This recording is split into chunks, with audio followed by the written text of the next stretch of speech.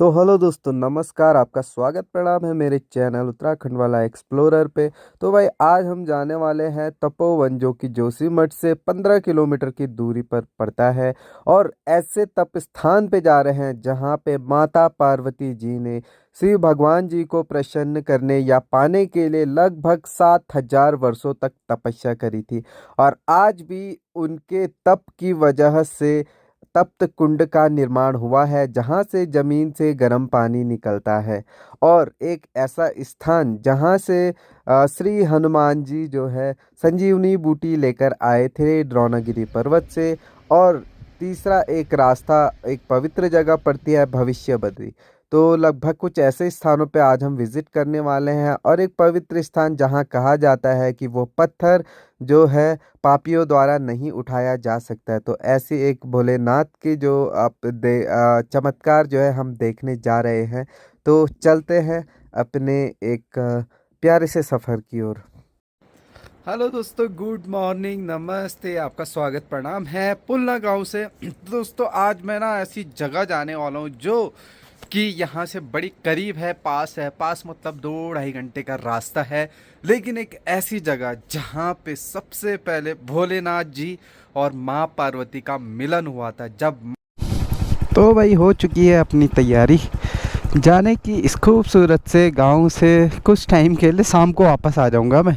देखिए अभी धूप लग रही है ना, तो थोड़ा अभी नीचे तो ठंडा था, धूप इधर इधर धीरे से आएगी। फिर चलो चलते हैं, यहाँ से आएंगे सूर्य देवता जी। टाइगर तो चालू हो चुकी है। गोविंद घाट भी पहुँच चुके हैं। और यहाँ पे देखिए आजकल कैसा लग रहा है, मतलब शांत सा माहौल लग रहा है। एक भी लोग आपको नहीं दिखेंगे, लोकल्स भी कम है और यात्री तो यात्रा है नहीं, तो यात्री भी नहीं दिखेंगे। और सामने है बद्रीनाथ धाम की पहाड़ी, उसमें भी बर्फ़ कम हो गई है। मतलब 3-4 दिन ना मौसम क्लियर रहा और जो बर्फ़ पड़ी थी एक दिन वो भी ठीक हो गई है। तो भाई जो तपोवन है ना, तपोवन गोविंद घाट अपने पुलना गांव से जोशीमठ लगभग 25 किलोमीटर है पुलना गांव से। और वहां से 15 किलोमीटर की दूरी पर पड़ेगा तपोवन। तो लगभग 40 किलोमीटर का डिस्टेंस पुलना गांव से तपोवन का, जहाँ पे हम जाने वाले हैं, वो पड़ेगा। तो सब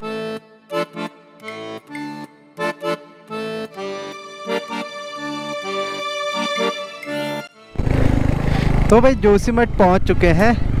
और अभी हम नीचे वाले रास्ते से जा रहे हैं, जहाँ से केशव का कुछ पार्सल है उसको वो पिक करना है। उसके बाद थोड़ा बैंक में काम है दूसरे भाई का। फिर उसके बाद हम निकलेंगे तपोवन की ओर, जो कि जोशीमठ से लगभग 15-16 किलोमीटर का डिस्टेंस है। तो भाई रास्ते में कुछ ऐसे घाटियाँ पड़ती है तपोवन से पहले, जिसका गांव का नाम बड़ा गांव है, क्योंकि काफ़ी बड़ा है, एरिया में भी बड़ा है। और यहाँ पे साग सब्जियाँ इतनी ज़्यादा होती है कि जोशीमठ सिटी में भी यहाँ से ना साग सब्जियाँ सप्लाई होती है जोशीमठ शहर में, फिर वहाँ से ख़रीदते हैं लोग।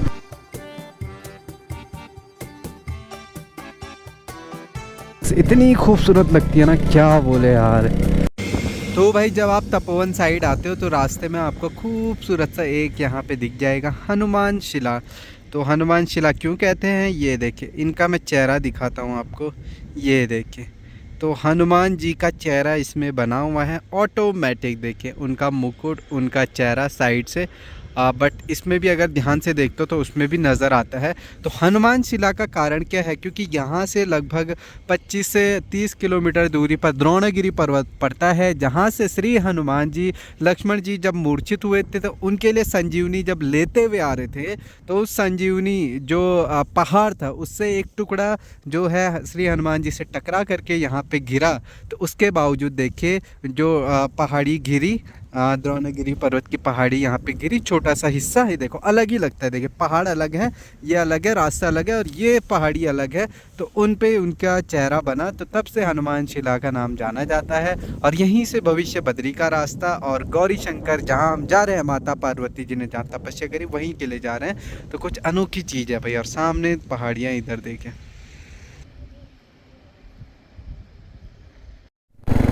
तो भाई यही एक रास्ता है जो द्रोणागिरी पर्वत को, मलारी गांव को, इंडिया तिब्बत बॉर्डर को और भविष्य बद्री के लिए रास्ता जाता है, जो जहां से हॉट स्प्रिंग वाटर है। तो वहां पे है गौरी शंकर जी का मंदिर। गौरी माता पार्वती को बोला जाता है, शंकर जी शिव भगवान को।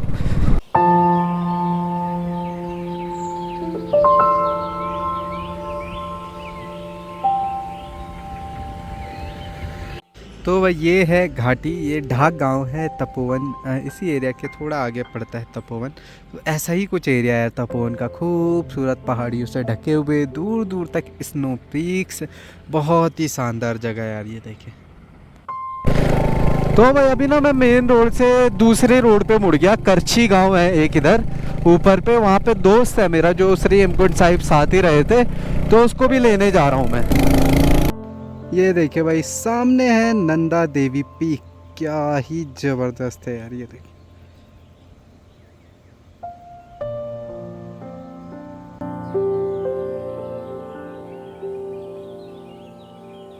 तो भाई अभी हम सबसे पहले एक आगे एक गांव है, वहाँ पे शिव मंदिर है, वहाँ पे हम पहले जा रहे हैं। फिर उसके बाद गौरी शंकर मंदिर जो कि पीछे छूट गया है, गर्म कुंड, तो वहाँ पे जाएंगे। पहले थोड़ा आगे होकर के फिर पीछे दर्शन करते हुए फिर लौटेंगे अपने घर के लिए। आगे से चल रहे हमारे गांव के राइडर। ओहो, ये आगे देख, आगे इधर मत देख। और यहीं से आगे ना द्रोणागिरी के लिए भी है, लगभग यहाँ से 15 किलोमीटर दूरी पर, जहाँ से मुड़ करके थोड़ा पैदल ट्रैक है काफ़ी। जहाँ से श्री हनुमान जी ने संजीवनी बूटी को उठाया था वो काफ़ी आगे है, तो वहाँ के लिए ना प्लानिंग करनी पड़ेगी। 1 या 2 दिन थोड़ा ट्रैक पड़ेगा, तो 2 दिन हमें चाहिए टोटल। अब तैयारी करेंगे, देखेंगे कौन कौन तैयार होता है, क्योंकि दोस्तों के सारों के पास अभी इतना सारा काम है, घोड़े खच्चर है, किसी की दुकानें हैं, घर पे काम है, घास लेना, और भी बहुत सारे काम हैं। तो भाई जैसे हम गंगोत्री धाम के लिए जा रहे थे ना, ऐसे ही नदी side by side Harsil valley की तरफ बह रही थी। यहाँ पे बिल्कुल वैसे लग रहा, खूबसूरत घाटी के बीच। तो यहाँ भी खूबसूरती कम नहीं है भाई, यहाँ भी आप घूमने आ सकते हो, नो इशू। बहुत अच्छी सड़क है, ज़्यादा कोई परेशानी नहीं है, और खाली सड़क है, मेन बात यह है। भाई यहाँ पे हम पहुँच गए बाऊ गाँव पे, और यहाँ पे ना कुछ ऐसा दृश्य आपको देखने को मिलेगा, नदी, और हम यहाँ से ना पैदल निकलेंगे हम चारों। ठीक है, बैग तो इधर ही पे रख दिया, थोड़ा पैदल है, 2 किलोमीटर के आसपास। देखिए मंदिर इस साइड मंदिर है, तो चलते हैं भाई खूबसूरत नज़ारों के साथ। और टाइम ओवर हो चुका है, लगभग 1:30 बज चुके हैं। और फिर अभी हमने गौरी शंकर मंदिर के पास भी जाना है, गर्म कुंड के पास, बट पहले यहाँ से होकर के जाना है।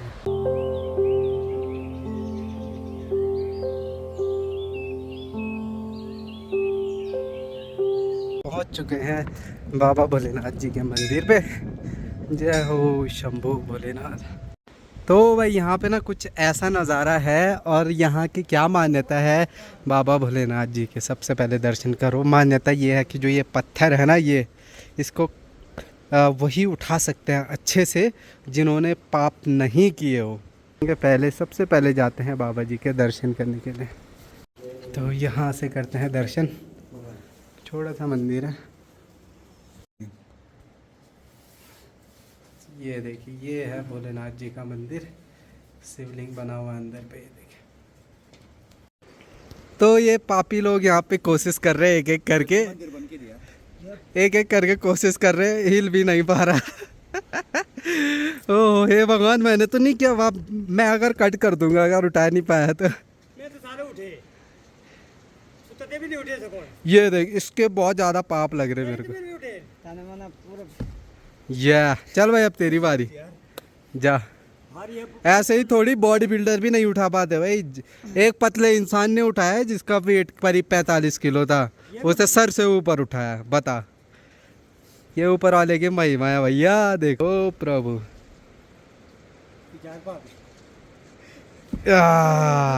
हम एक क्विंटल ला रहे खच्चर में, हम नहीं उठे सका, तो काम का भी कौन है। हर हर महादेव। तो भाई थोड़ा उठा ही पाया मैं भोलेनाथ की कृपा से, पैर कांप गए थे भाई। ये इसने भी उठा दिया। तू पापी, ये खाली पत्थर ही ला रहा है, ऐसे थोड़ी चलेगा, उठाना पड़ेगा भैया। ये पहले वो लेके परमिशन लेके अंदर से भोलेनाथ जी से जा, भोलेनाथ जी से परमिशन लेनी पड़ेगी तभी उठ पाएगा, ऐसे पलटाने से नहीं होगा। हर हर महादेव शंभो। भाई अब किले नहीं बांधो यार यो या। तो भाई सिर्फ मैं और केशव पापी काम है, बाकी महापापी ये दोनों। तो भाई फाइनली यहाँ से अब दर्शन करके अब निकलते हैं गौरी शंकर के मंदिर पे, जहाँ पे गर्म पानी का छोटा सा तालाब है। वहाँ की इतिहास बताऊंगा, यहाँ का मेरे को थोड़ा आइडिया था। तो भाई जब आप मलारी और बॉर्डर एरिया की तरफ जाते हो ना, यहाँ पे एक भाई है भाई, बहुत अच्छे खाना बनाते हैं। तो यहाँ पे हम ना खाना खा करके, खाना तो बाद में खाया, पहले मंदिर के दर्शन किए। तो यहाँ पे कुछ इतना प्यारी लोकेशन पे हम रुके हुए थे, खाना खाया, दाल चावल खाया ना, बहुत दिल खुश हो गया भाई। तो मतलब बिल्कुल ऐसे मिलनसार, हमें जाने का मन नहीं कर रहा था, आज रहने के लिए भी बोल रहे थे, बट कोई बात नहीं, चलते हैं। तो भाई इस जगह को ना जाने का दिल नहीं कर रहा भाई, देखते रहो देखते रहो। जो पानी बह रही है ये है धौली गंगा, और यहाँ से एक रास्ता पड़ता है भविष्य बद्री के लिए, और नीचे है तप कुंड। थोड़ा सा हमको ना पैदल भी जाना पड़ेगा।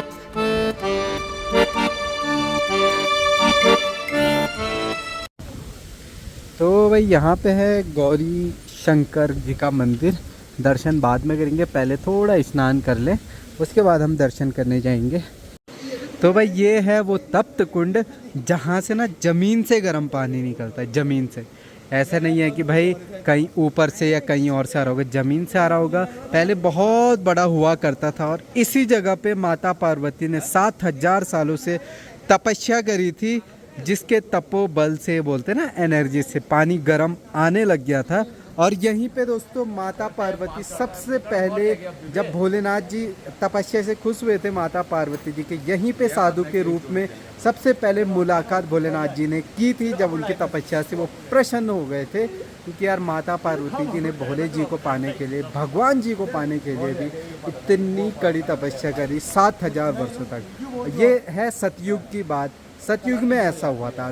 जो त्रेता युग है, त्रेता युग में यहाँ से लगभग 18 किलोमीटर की दूरी पर, जहाँ पे रावण जी ने काल नेमी राक्षस भेजा था, तो इसी जगह पे भेजा था काल नेमी राक्षस को, जिसको मार करके ना, मतलब श्री हनुमान जी मार करके उनको गए थे, उनका भी वध किया था। तो यहीं पे क्या हुआ था कि जब श्री हनुमान जी स्नान ले रहे थे, तो यहाँ पे एक मगरमच्छ जो रावण द्वारा भेजा गया था, काल नेमी राक्षस द्वारा भेजा गया था, पहले उसका उद्धार किया। तो उस देवी ने बताया कि जो राक्षस साधु के रूप में है वो काल नेमी राक्षस है, जो रावण जी ने यहाँ पे आपको मारने के लिए भेजा है, ताकि रुकावट पैदा हो और सूर्योदय हो जाए। अगर सूर्योदय हो जाता तो लक्ष्मण भगवान जी मूर्छित के मूर्छित रहते, कभी जीवित नहीं उठ पाते, तो उनका भी वध किया काल नेमी राक्षस का। तो दोस्तों गौरी शंकर जी के दर्शन करने से पहले स्नान लेना बहुत ज़रूरी है भाई। इतना गुनगुना पानी है ना, जैसे बद्रीनाथ धाम में गर्म पानी है, वैसा कुछ भी नहीं है, बहुत ही अच्छा पानी है भाई।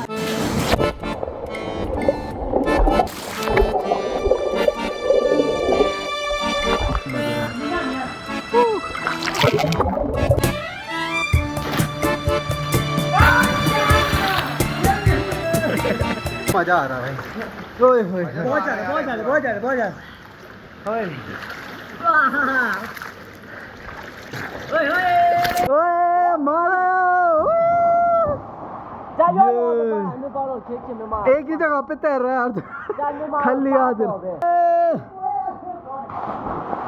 तो वही स्नान करने के बाद गौरी शंकर जी, गौरी बोलते हैं माता पार्वती जी को, इस स्थान पे, यहाँ पे मंदिर के अंदर माता पार्वती जी की भी मूर्ति है और शिवलिंग भी है वहाँ पे। तो चलते हैं अंदर दर्शन करने। ये देखो, जय हो भोलेनाथ। यहाँ पे अंदर माता पार्वती जी की मूर्ति है और बाहर पे है शिवलिंग, ये देखें।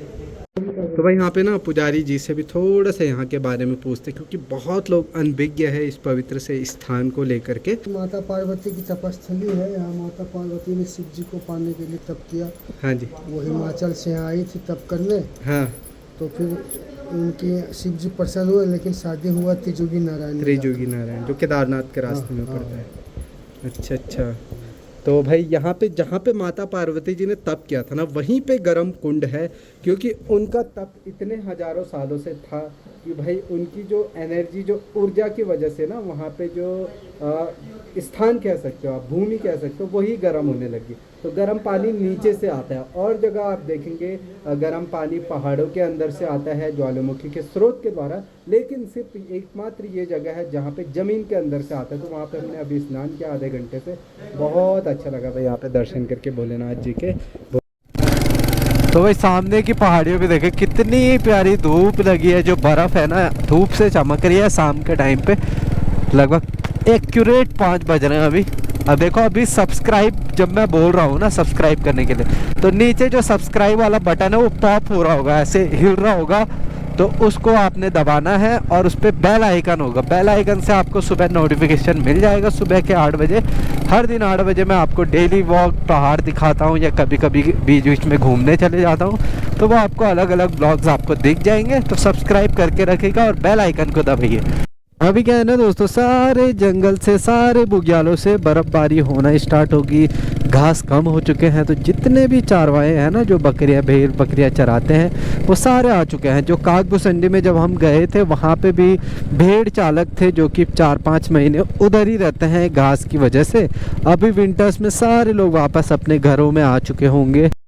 तो भाई आज पता नहीं बॉर्डर एरिया से अपने नौजवान आर्मी के जवान जा रहे हैं कहीं और शिफ्ट होने, जोशीमठ जा रहे होंगे। ट्रक की ट्रक आपको आर्मी वालों के दिखेंगे, क्योंकि तो भाई जोशीमठ में ही हमें हो गया अंधेरा, क्योंकि सब चल बाघ आएगा, बाघ झपटेगा, ठीक है, वहाँ पे विष्णु प्रयाग पे। डरना मत, क्योंकि हमारे पास है टाइगर और लाइगर। वजह से ट्रैफिक पड़ा हुआ है। और यहाँ विष्णु प्रयाग के पास में भी बहुत ज़्यादा यात्री आते हैं, भीड़ रहती है मोस्टली ना। पहले लोगों को आइडिया नहीं होता था कि यहाँ पे पहला प्रयाग है, जब से पता चला तो यहाँ पे बहुत यात्री रुकते हैं दर्शन करने के लिए। तो भाई कभी टाइम पे ना यहाँ गोविंद घाट में बहुत रौनक रहती थी, गाड़ियाँ लगी रहती थी रात भर, मतलब चलती रहती थी शाम तक।